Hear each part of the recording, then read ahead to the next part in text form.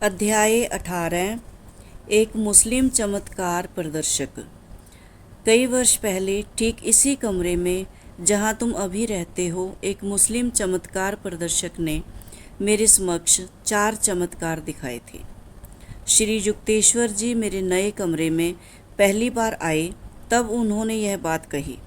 Shri Rampur college में प्रवेश लेने के तुरंत बाद मैंने निकट स्थित पंथी नामक छात्रावास में एक कमरा ले लिया था। यह गंगा तट पर स्थित पुराने ढंग का ईंटों का एक भवन था। यह कैसा संयोग है गुरुदेव! क्या ये नव श्रृंगारित दीवारें स्मृतियों को अपने में छिपाए इतनी पुरातन है? अपने सीधे साधे तरीके से सजाए गए कमरे में मैंने नए कौतूहल के साथ दृष्टि दौड़ाई। यह एक लंबी कहानी है। मेरे गुरु पूर्व स्मृतियों को ताज़ा करते हुए मुस्कुराए। उस फकीर का नाम अफजल खान था। एक हिंदू योगी के साथ अनायास भेंट हो जाने के फलस्वरूप उसे असाधारण सिद्धियां मिल गई थी। बेटा, मुझे बहुत प्यास लगी है, थोड़ा पानी ला दो। अफजल के बचपन में पूर्वी बंगाल के एक छोटे से गांव में एक दिन एक धूल धूसरित सन्यासी ने उससे याचना की, बाबा जी, मैं तो मुसलमान हूँ, आप हिंदू होकर मेरे हाथ का पानी कैसे पिएंगे? मैं तुम्हारी सत्यशीलता से प्रसन्न हूँ बेटा।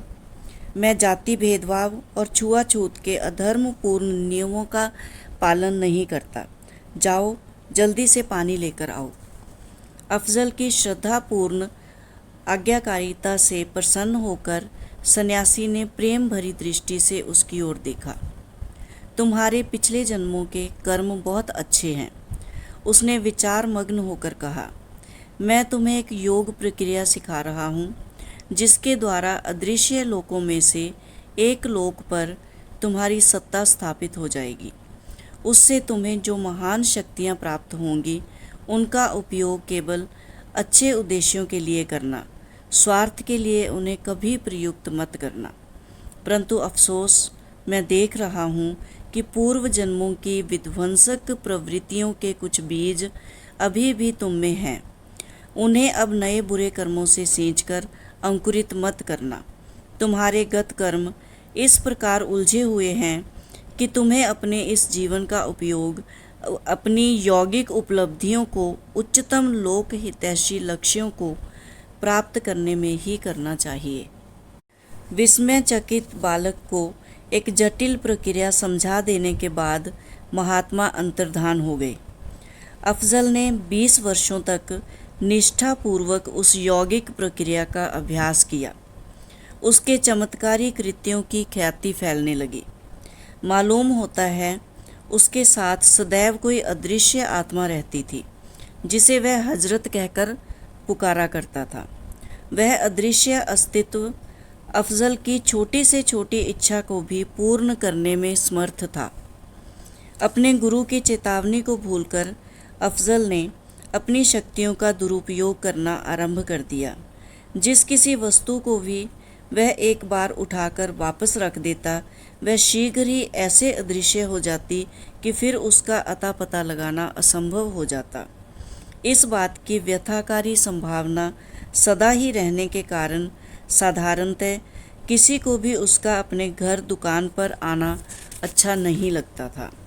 समय समय पर वह कोलकाता में जवाहरात की बड़ी बड़ी दुकानों में खरीदारी के बहाने पहुंच जाता। वहां जिस जिस रत्न को वह छू लेता, वे सभी रत्न उसके दुकान से जाते ही गायब हो जाते।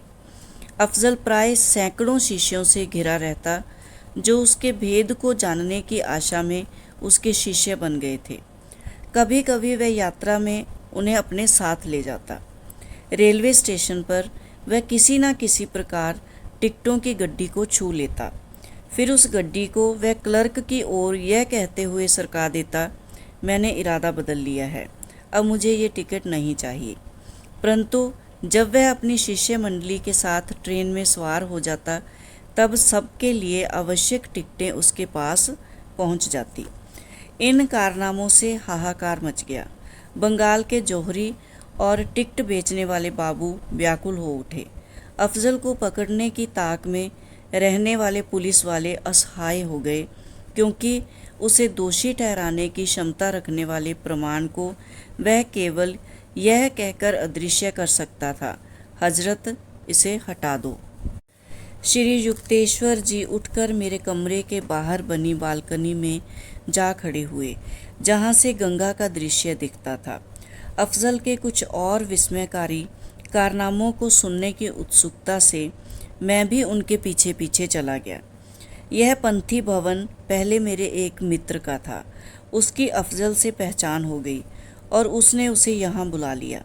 मेरे मित्र ने लगभग 20 एक पड़ोसियों को भी बुला लिया, जिनमें मैं भी था। उस समय मैं एक नवयुवक मात्र था और इस सर्वविदित फकीर के प्रति मेरे मन में रोचक जिज्ञासा जाग उठी थी। गुरुदेव हंस पड़े। कोई बहुमूल्य वस्तु ना पहनने की सावधानी मैंने बरती थी। अफजल ने मुझे कुतूहलपूर्ण दृष्टि से देखा, फिर कहा, तुम्हारे हाथ बड़े मजबूत हैं। नीचे बगीचे में जाओ, एक चिकना सा पत्थर उठा लाओ और उस पर खड़िया से अपना नाम लिखो, फिर उसे गंगा में जितनी दूर फेंक सकते हो फेंको। मैंने वैसा ही किया। जैसे ही पत्थर दूर गंगा की लहरों में डूब गया, वैसे ही अफजल ने फिर मुझसे कहा, इस घर के साथ साथ बहने वाले गंगा के पानी को एक बर्तन में भरकर ले आओ। जब मैं पानी भरकर बर्तन ले आया, तब अफजल ने पुकारा, हजरत वह पत्थर इस बर्तन में डालो। तत्क्षण पत्थर वहाँ प्रकट हो गया। मैंने उसे बर्तन से निकाल कर देखा तो अपने नाम को उस पर यथावत पाया। उस कमरे में उपस्थित लोगों में मेरा बाबू नाम का एक मित्र भी था, जिसने सोने की पुरानी भारी घड़ी और चेन पहन रखी थी। अफजल ने अमंगल सूचक सराहना के साथ उनकी जांच परख की। शीघ्र ही वे गायब हो गईं। अफजल, कृपया मेरी घड़ी और चेन लौटा दो। वे मेरी अनमोल पारंपरिक संपत्ति हैं, बाबू रुआंसा होकर कह रहा था।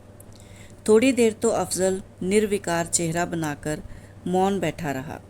फिर उसने कहा, तुम्हारे घर की तिजोरी में 500 रुपया है, उसे मेरे पास ले आओ तो मैं बताऊंगा तुम्हारी घड़ी कहाँ मिलेगी। व्याकुल हुआ बाबू तुरंत घर जाने के लिए निकल पड़ा। शीघ्र ही वह वापस आ गया और उसने अफजल को 500 रुपया दे दिया। अपने घर के पास की छोटी पुलिया पर जाओ और हजरत को अपनी घड़ी और चेन देने के लिए पुकारो, अफजल ने उससे कहा। बाबू तीर की तरह दौड़ा। जब वापस आया तो उसके चेहरे पर मुस्कान तो थी, पर शरीर पर कोई घड़ी या चेन नहीं थी।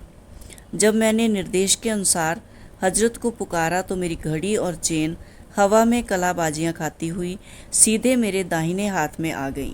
यहाँ आने से पहले मैं सीधा घर गया और उन दोनों वस्तुओं को तिजोरी में डालकर मैंने ताला लगा दिया। घड़ी के बदले धन लिए जाने की उस हास्य शोकांतिका के प्रत्यक्षदर्शी बाबू के मित्र अफजल को तिरस्कार से घूर रहे थे।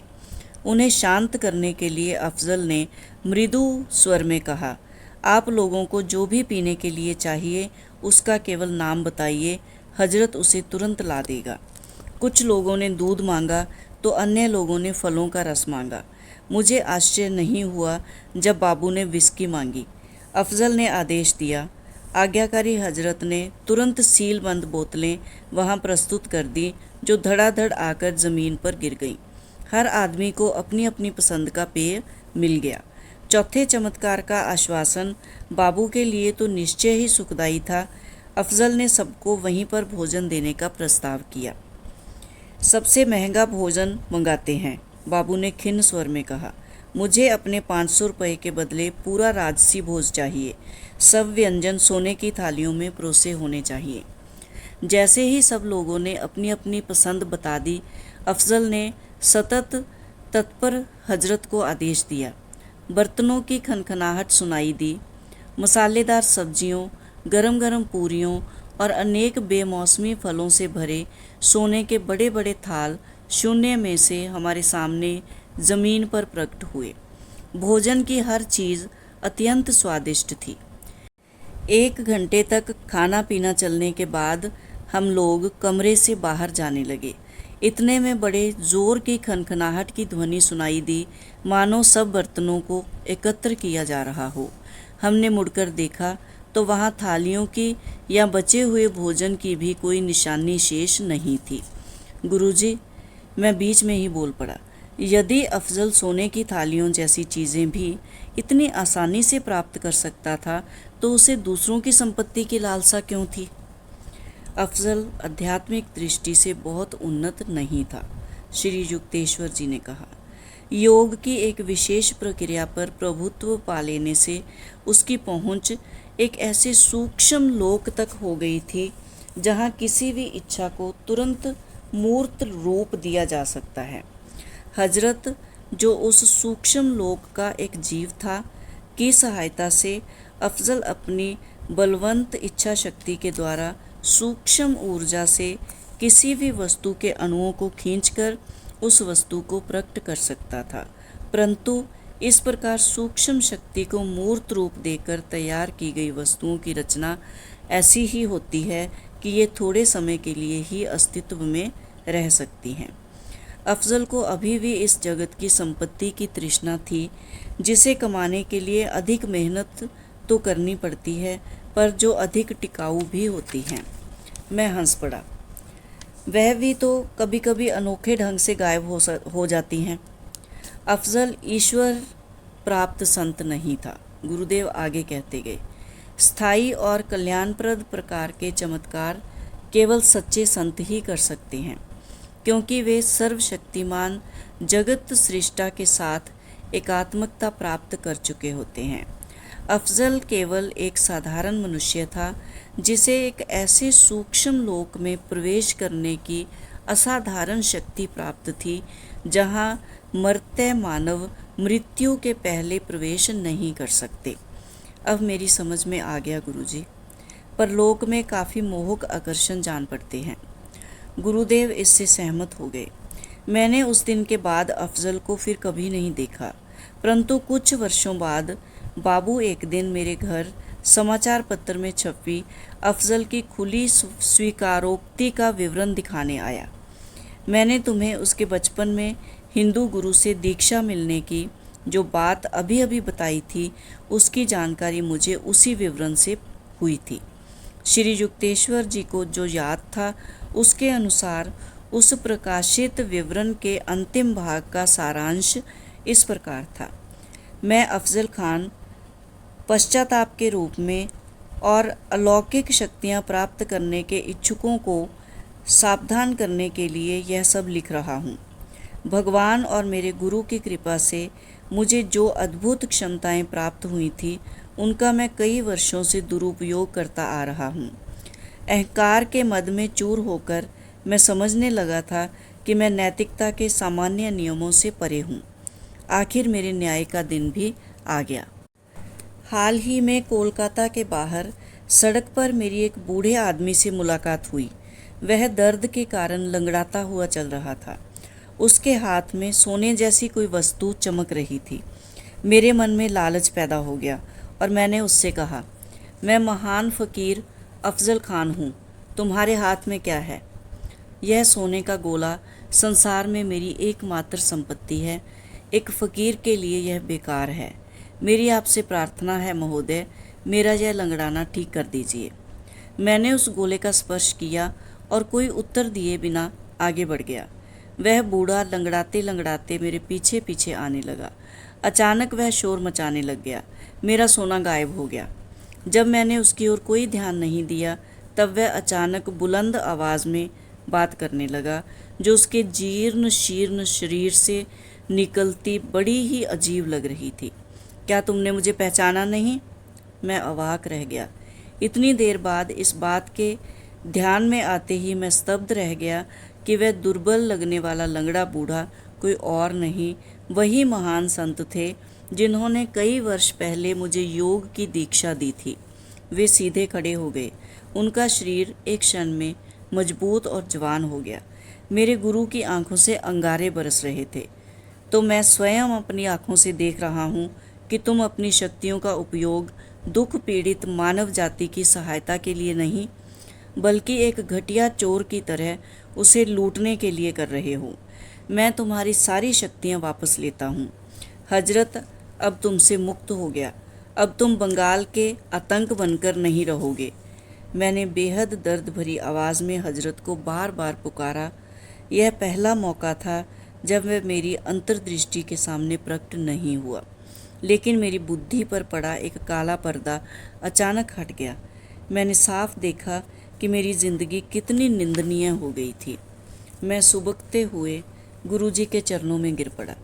मैंने कहा, मेरे पूज्य गुरुदेव, मेरी लंबी नींद को तोड़ने के लिए आप आए, इसलिए मैं आपका शुक्रगुजार हूँ। मैं आपसे वादा करता हूँ कि मैं अपनी सारी सांसारिक महत्वाकांक्षाओं को त्याग कर भगवान का ध्यान करने के लिए पर्वतों में चला जाऊँगा और आशा करता हूँ कि इससे मेरे पाप भरे अतीत का प्रायश्चित हो जाएगा। मेरे गुरु चुपचाप खड़े सहानुभूतिपूर्वक मुझे देखते रहे। आखिर उन्होंने कहा, मैं तुम्हारे हृदय की सच्चाई को देख रहा हूँ। शुरुआत के वर्षों में तुमने जो कठोर आज्ञा पालन किया और आज जिस सच्चे प्रायश्चित की आग में तुम जल रहे हो, उसके लिए मैं तुम्हें एक वर देता हूँ। तुम्हारी अन्य सारी शक्तियाँ तो समाप्त हो गई, पर जब भी तुम्हें अन्न या वस्त्र की आवश्यकता होगी, तब तुम अभी भी हजरत से वह प्राप्त कर सकते हो। पर्वतों के एकांत में पूरा मन लगाकर ईश्वर का ज्ञान प्राप्त करने में अपने आप को समर्पित कर दो। फिर मेरे गुरु अंतर्ध्यान हो गए। वहाँ रह गए थे मैं और मेरे आंसू और अतीत के विचारों पर तड़पता मेरा मन। अलविदा दुनिया। मैं अब उस विराट प्रेमी की क्षमा प्राप्त करने का प्रयत्न करने जा रहा हूँ। अध्याय 18 समाप्त।